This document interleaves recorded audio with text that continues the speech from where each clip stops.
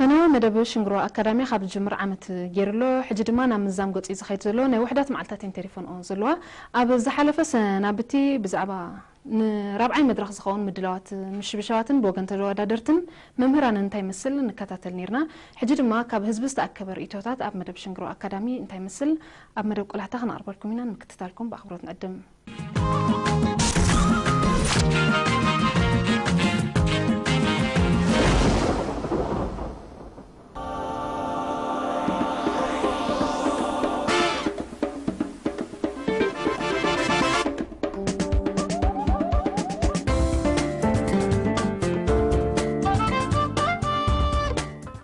رؤيتات حزبي نمدب شنغروا نزقصل عماماتو بزيمت أن حجازيو حسابن مخرن حفاش أنفتكا كم زنصر بزي ولول مأمانكا شونتيو مع كده رسومي بحال تخاطتالي مدب شنغروا يقارصاني قدام قدام مدب شنغروا يكاتاتل مدب شنغروا مهارن أزناغان كافتي مدبتي تقسمو تمرتن مزنقعن أزيو بحزب بديو مدب شنغروا كاب درجة كاب مدرخنا مدرخ ندعاري زخي زلو نعشتو سنة بابا أنا مفراي نذا هاجر أزيم بلوتات زخانو موسيقيات مفراي كأني أزيو كتابع زلو سراحيو ناي بحكي خان إحنا خان بتي مزنقع بتعمينا بعمقة النكتاتلو مدب شنغروا أزيو مساتي كان مدرخنا مدرخ أفتي مجمرة مدرخ كم من دابل ندعاري خير كله بو متن نات كهان قوتانا كهان ما ندعارين نداز بدني خير مني أزيها خاني زمست بتي مدب مالتي مدب شنغروا هذا جزء زيت فوت نجارات تفتلو مدبي موسيقى كل جزء موسيقى كمتي تم بيانو نحد سبر إيتو هو كله نعود رأي يكون زهبون وكلاتنا يتريتو سلام أنت موسيقى مسمع خاني ولا تعميد كسمعت خل ولا دقيس كسمعت خل زيادة من مسمع بهر كله مسمع مستأمره متحس لزلوا سمعها يخا تدرف كي سمعها جن أي تدرفني ها ورر رسول زلكا ترايكم كان تدرف في الليل يرصعب كرميتكم زبل نيرو بتقاتو تمرتي أي تمرسني لما قدم إذا صوتي قدم توام صوتي في الليل يرصعب كرميتكم زبل نيرو بتقاتو تمرتي أي تمرسني لما قدم إذا صوتي قدم صوح صوتي نايلم الزمن مدب شنغروا كابتن ايز حلفه عمتات بزل على انفت كم سوغمه زغلص رويتاتيو قدمنا كم سمعنايو تعذبتي مدب شنغروا بار حسابهم طرح زيكونه عقوتهم بز اغاطامي بحاغوس يغلصو مرتا شمي رادي على الشفاء بحال كاب زوا دواق حاري نزوب عسب حج خبلو زدلي اب مدب شنغروا بطعمي صبو ازيو ازناغعن مهارن مدب رخيبيو زخا كام جمرتان ايلو معمد فلي كويني خا تعذيبيو مخنياتو اب كل زوباتات كيدوم بقى اب زوباتات يكون موتهم من اسيات بقعدلو من اسيات رخيبهم زخا فلي مدب كون سلست عزكو از من اسياتون نعوم عوت من يلو اب حمشاي مدرخ بصيحم زلو نتوم تاريفهم دلوون نقصالي أزي مود أتاديكونا جانا قطع المدب كم زخونا كلايكا نخلو مدب شنغرو عدل ندبلو إز مدب قطع النت كله علوه مخنياتو نتوم قعد كالوتون علوه ديت بلو نعم نمفلات كا مدب قطع علوه كلايكا فردنا يدانو كأب تعمل صبون يرو معرض زخونا فردين يرو مالتي رانوس قبل سلاسي بحال من محضر كباب الشخيطو طعمات تعصبي مدب شنغروا بطعمي طبقنا نكتاتله شنغروا مهاريتنا زناقاتن كوينا كله سبك كتاتلون كبلن زغباي انا بوغني كاب صراحه اتينا انداغوينا انا نكتاتله صبقت مدبا دا مهارات دا زناقات سبيشالي كمان تسبسي اقمز فلطلو وشت ازمرمرالو سلازي خنس بطعم صبقت مدبا اتيوم كراتن عيالات داينياታት يبزلونا እትሰም ዝበሎ ነገር ሰሚዖም አውሽቶም ዘሎ ነገራት መርሚሮም እቲ ዝጎደሎም ነገር ሰሚዖም تسبخي قوات تمس خمانه حيلهم برتيعهم እንደገና መጽኦም ክብዕብሉ ምሻለ ብኡ ተሪፈ ኢልካሲ ተስፋ ዘይ ምቑራጽ ኣብ ተቐጻሊ ከማን በርቲዕ ከመጽኻ ምባል ቶም ንኣሽቱ ዘለዉ ከማን ከምኡ ብዙሓት ስነ ጥበባውያን ኣለውና ንፉዓት ግን እቲ ውሽጦም ዝጎድለካ ነገር ኣሎ እንዲሁ እሳቶም ፈላጣትን ምኩራት ስለ ዝኾኑት ጎዲልኩም ዝበልዎም ነገር ይዕረም ክቕጽሉ ኣለዎም ካልእ ዝብሎ ነገር እንድሕር ኣሎ ኮይኑ እዚኣ ሽንጉርዋ መውዳእ ገጻ እንድያ እዚኣ ፊፊሲ ክትዕወት ፊፊ ዳንኤል ናታት ፊፊ ዘለሆ ኮኾ ኮይና ክትወፅኻ ተስፋ ይገብር መሬት እንዳጓሃረ ዘይቋርጽ ፍሽኽታ ሓደ ልቦም ጀጋኑ ሰጊሮሞ ብተስፋ ሓደ ልብዎ ሓይሉ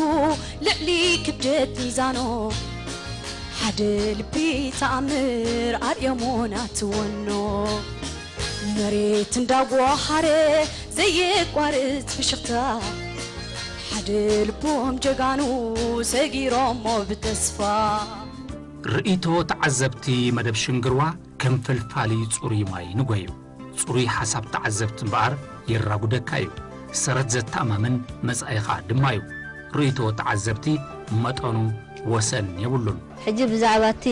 ናይ ለብዘበን ሽንግርዋ ክንዛረብ ተኾይና ብጣዕሚ ፍሉይ ኮይኑ ረኺበ ካብቲ ናይ ቅድሚ ሕጂ ማለት እዩ ፍልነቱ ከዓ ኣብቲ ተንክልተ ዓውታታተዋ ናይ ምልከት ቲያትራዊ መሳርሒ ሙዚቃን ናይ ትልሂትን ማለት እዩ ክልቲአን ብምትእታወን ንመንእሰያት ዓቢ ዕድል ተፈጢሩሎም ማለት እዩ ምክንያቱ ብድምፂ ጥራሕ ተደሪሱ ነበረ ክእለት ናይ መሳርሒ ሙዚቃን ክእለት ናይ ትልሂትን ነበሮ መንእሰይ ቅድሚ ሕጂ ሳተፍ ኣይነበረን ሕጂ ብምስታፉ ዓቢ ዕድል ተፈጢሩሎም ካልኣይ ነገር ከዓ ኣብ ታሕቲ ክሳብ ኣብ ንኡሳን ዞባታት ወሪዶም ብምፍታኖም ከዓ ነቲ ብስራሕ ዕድል ዘይብሉ ነቲ ብኢኮኖሚክ ዋይስ ብዙሕ ሓገዝ ዘይብሉ መንእሰይ እውን ብጣዕሚ ባይታ ፈጢሮምሉ ማለት እዩ ካልእ ነገር ከዓ ኣብዚ ባህልናሲ ብዙሕ ነገራት ዝሃሰሰ ነይሩ ጠፊኡ እኳ ክንብሎ ንኽእልና ስሕስሕት ኢሉ ስለ ዝርአ ዝሃሰሰ ግን ነይሩዎ ሕጂ ከምኡ ብምፍታኖም ዝያዳ ኣብ ባህሊ ፀቂጦም ብምስርሖም ነቲ ባህልናስ የሕውዮሞ ኸበለ ክእል ማለት እዩ ከም በዓል ኣባንጋላ እምብልታ ተፈላለየ ሳዕስዒት ናይ ትግረ ናይ ኩናማ ናይ ብሌን ብዙሕ ተማሂርና ብሓፂርስ ምስ ኤርትራ ተላሊና ማለት እዩ ምስ ባህልናታ ምስ መሳርሒ ሙዚቃ ምስ ህዝባ ምስ ኩሉስ ኣላለዮምና ዝያዳ ኣብ ባህሊ ብፍላይ ከዓ እቲ ባህሊ ብፅቡቅ ተፀኒዑ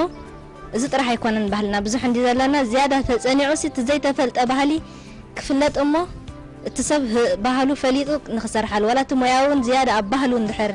ፀቂጡ ስለ ትናሲ ሎካል ባህሊ ከለካሲ ናይ ካልእ ባህሊ ምፅኻ ዝያዳ ከተትማዓሉ ይትኽእልካ ኣብቲ ሎካል ባህሊ ናቱ ፀቂጡ ከድምዕ ስለ ዝኽእል ኣብትን ቀንዲ ኣብቲ መበቆላዊ ባህሊ ከምቲ ዝገበሮ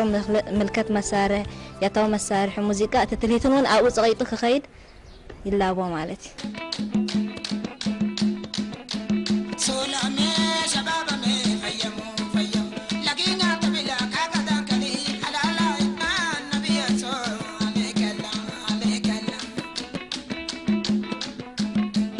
واجي وددر كل جزء خامن ديو تقبلوا أي تقبلنا له جي تدانيا مستزلنا حتى تعرفوا توناي توم حدش تجمع تمالته مستزلوا سي بزردوا من قدي ترى ردي 5 عبيت سبات عبيت درفت تفطر يوم تسردوا نجاري مالته كنت على درتقات ليست نزبت إحكاز لها حدث تبزيها موان كافليت كاس كم زي بدأ رجينا بزعبي درجات حليم كاب درجة ودر حسيب كسل كيد كم زلكا قال جلس أي سمي تسفاي براخي بهل تقماتي نوز حيفس كتما حيكوتا فيني مدب شنقرا خاني بغاصالي كتاتوليات نيد حالف عامتات كتاتل نيرا زاني حجون مبزحتي تخاتاتيليه مدب شنقرا أكاديمي لك كمتي سمايو سنجرو أكاديمي تمرتي زي محلالف كمتم بعلم تم توادرتي زقولسو زنبرو كم كولج مخانو كاو بزح خمس تمهرو قريس أميم لك كل هوانون زرعيني إذا ما دبزها خدو فعلو زقبايو حال بفلاي كابت فلين نتناتو مقرد كله زلوا نتيس حزبي زي زناقعيو ብኡ መጠን ከኣኒ እቶም ስነ ጥበበኛታት እውን ክእለቶም ዘጉልሕሉ ወይ ድማ ክእለቶም ዘጉልሕሉ መደብ ብምዃኑ ክተባባዕ ዝግበኦ እዩ ካብቲ ፍሉይ ነገር ናቱ ከኣኒ ነቲ ጠፊኡ ወይ ድማ ብዙሕ ዘይጥቀሙሉ ዘለዉ ባህሊ ናይ ቀደም ዝነበረ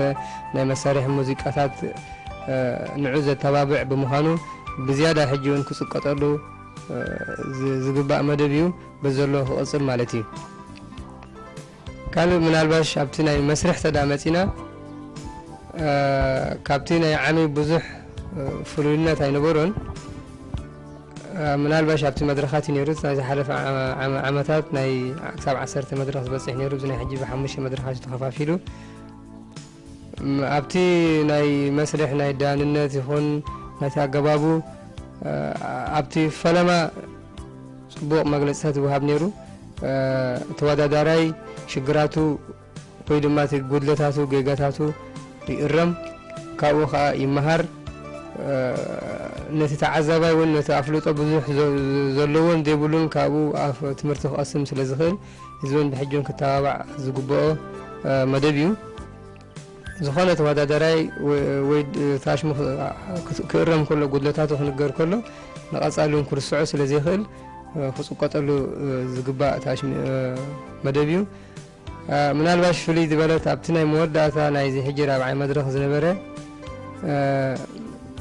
መልሲ ወይ ድማ ውፅኢት ናይቶም ተወዳደርቲ ብመልክዕ ደብዳቤ እዩ ዝሕበር ነይሩ ብመልክዕ ካርዲ ሕብርታት ማለት እዩ ኣብዚ ሕጂ ንሕና ከም ተዓዘብቲ ሽዑ ጉድለታት ኢና ንፅበ ነርና ክበላለፁ ተዳ ኮይኖም ኣዝዮም ብሉፃት እዮም እቶም ሓሊፎም ዝነበሩ ግን መን እዮም እንታይ ዝተጋግዩ ኣበይ እቲ ጉድለት ነይሩ ስለዘይ ሓዝናዮ ንሕና እውን ስለዘይ ተረዳእናዮ እዚ ክስገር ዘይግቦ እዩ ዝኾነ ደረፋ ይኹን ወይ ድማ ሳዕሳዓ ይኹን ተፃዋታይ ናይ ሙዚቃ እንታይ ብልጫ ነይርዎ ኣብ ቅድሚ ምኻዱ ይግለፀሉ ከምቲ ዝግበር ዝነበረ ኣብተን ሳልሳይ መድረኽ ዝነበረ ማለት እዩ እቲ ተዓዘባይ ብምንታይ ተሪፉ ይፈልጥ እቲ ዳኛ እውን እቲ ተወዳዳራይ እውን ንባዕሉ ፀገማቱ ኣልልዩ ኣብ ቀፃሊ ኣሪሙ ናብ በለፀ ደረጃ ክሓልፍ ይኽእሎ ማለት እዩ ሓደ መንስያት ዝፈሪቓኒ ንዖም ዘተባብዕ ኣዝዩ ዘማዕብሎም ንዓም ዝኸውን ካልኣይ ነገር ከዓ እትዮም ደውያን ምዃስ ነትዮም ቀልጢፎም መልሲ ክህብዎም ኣለዎም ክድንጊቦም የብሎም በረቲ ዝገብሮ እኳ ፅቡቕ ኣዝዩ ዝስለካ ንዓና መሳጢ ኣዝዩ እምበር ኣዝዩ ሕጂ ዝበለፀን ኣዝዩ ዝስለካ ኣዝዮም ብዙሓት ፈረይቲ ከም ዘለዉ የርእየካ እዩ ትዕዘቦን ኣብቲ ትብሎን ማለት እዩ ሽመይ ማርጌታ ሰሎሞን በሃል እዚ መደብ እዚ ብጣዕሚ መሃሪ ዝኾነ መደብ ኮይኑ ይስማዓኒ ምክንያቱ እቲ ተዓዛቢ ወይ እቲ ኦዲየንስ ብዙሕ እዩ ዝመሃር ካብዚ መደብ እዚ ምክንያቱ ተኣርስን ባዕሉስ ኣካዳሚ ሽንግሯ ክብል ከሎስ ካብኡ ዝወፀይ ካብቲ ርእሲ ክትሪኦ ከለካ ትሒዝካስ ብጣዕሚ ሓቆም እዮም ከምኡ ክብልዎ ማለት እዩ ምክንያቱ እቲ ህዝቢ ይመሃር እቲ ተሳታፋይ ባዕሉ ድማ ተማሂሩ እዩ ዝወፅእ ካብቲ መደብ ማለት እዩ ካብቲ መደብ ማለት እዩ ሕጂ ኣነስ ከም ማርጌሪት ማለት እዩ ቅድሚ ሕጂ ዝነበረን ሕጂን ቅድሚ ሕጂስ ኣነ ኣብ ዝኾነ ዓይነት ብሄርሲ ሓደ ዓይነት ሳዕሳዒት ወይ ሓደ ዓይነት ታሽሙ ኮይኑ ይስማዓኒ ነይሩ ሕጂ ግን ኣብዚ መደብ ክሪኦ ከለኹ ብዙሕ ዓይነት ሳዕሳዒት ከም ዘለዎ ሓንቲ ብሄርሲ ብዙሕ ዓይነት ሳዕሳዒት ከም ዘለዋ ተማሂረ ማለት እዩ ነዚ መደብ እዚ ንክቕፅል ክፅዕሩ ኣለዎም ኩላትና ማስ ንህዝቢ ዝሕግዝ ወይ ዝምህርቲ ኮይኑስ ተሳታፋይ ጥራይ ኮን ዝመሃር ዘሎ ህዝብን ከላይስ ዳርጋ ዳኛ እዩ ዝኸውን ዘሎ ንባዕሉ ክዳን እውን ይኽእል እዩ ህዝቢ ዝብኽቱር እቲ ዝከታተል ተኮይኑስ ንመደብሲ ክዳን እውን ይኽእል እዩ ነቶም ደያኖስ ዳርጋ ኣርኪቦም እዮም ሽመይ ሮዝ ዘርአ ይበሃል ማጣያ ኣስመራ ናይ ሽንግሮ ክብሎ ዝደሊ መጀመርታ ብጣዕሚ ጽቡቅ ኣሎ ክጽናለዎ መደብ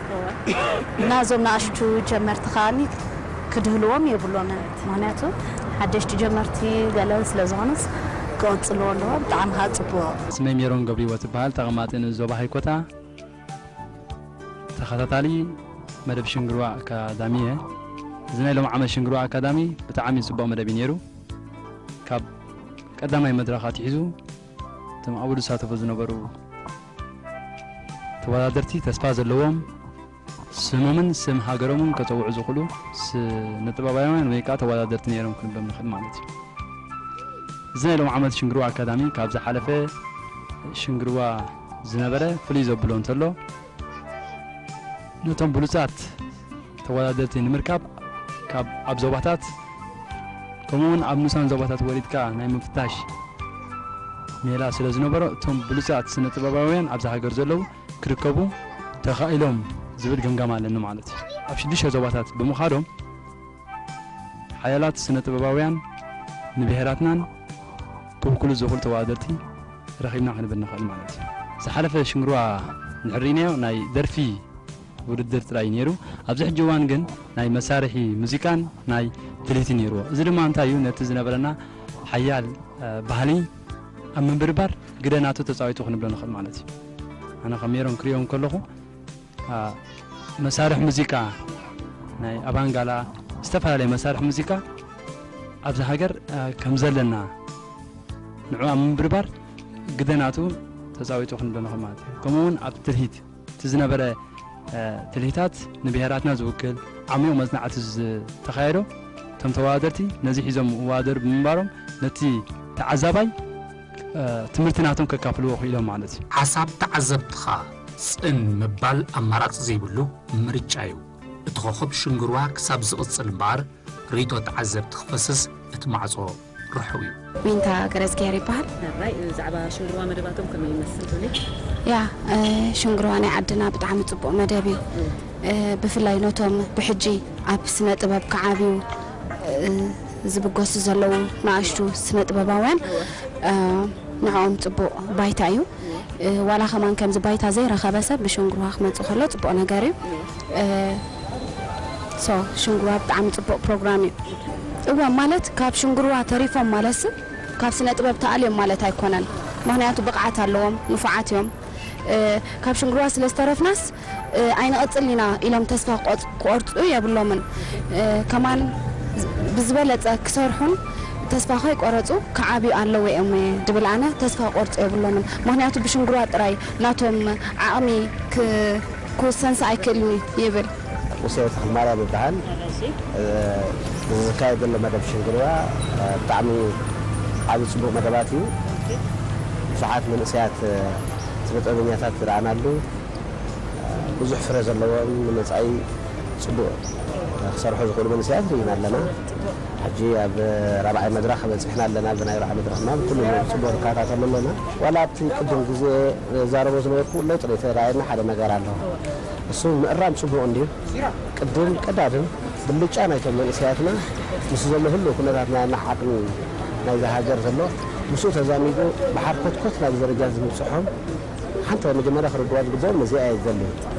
كانوا حليفوا أرتز هبوم حبرتها زي معرنتاوي حبرتها قالوا تحادث صبوق كله تحادث قالوا قولني فلا أرجع ليانو أتي ذهبوا مهار كنت هنا جناح قوينا كاتموتا نختار حق كاتمويا نختار حق ذرها كحد ريتات في سمعنا بزخا قال يوم نستكفوا من سياتنا لو عندهم سنة علميات بزخا الرمت رايز اللي أنا هو صاتي كلن عجيبا عربي سنان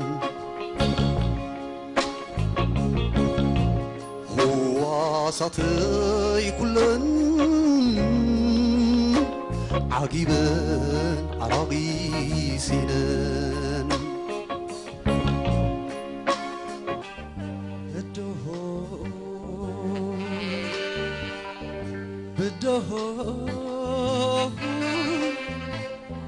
بدها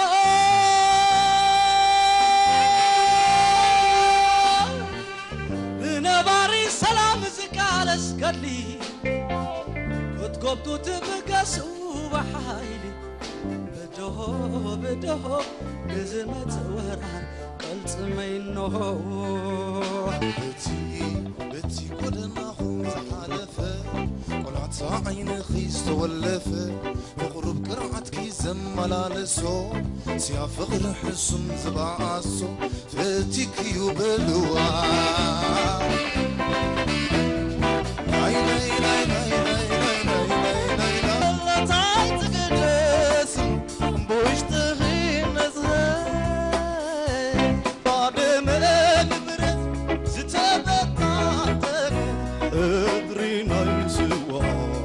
قلسز السلطنة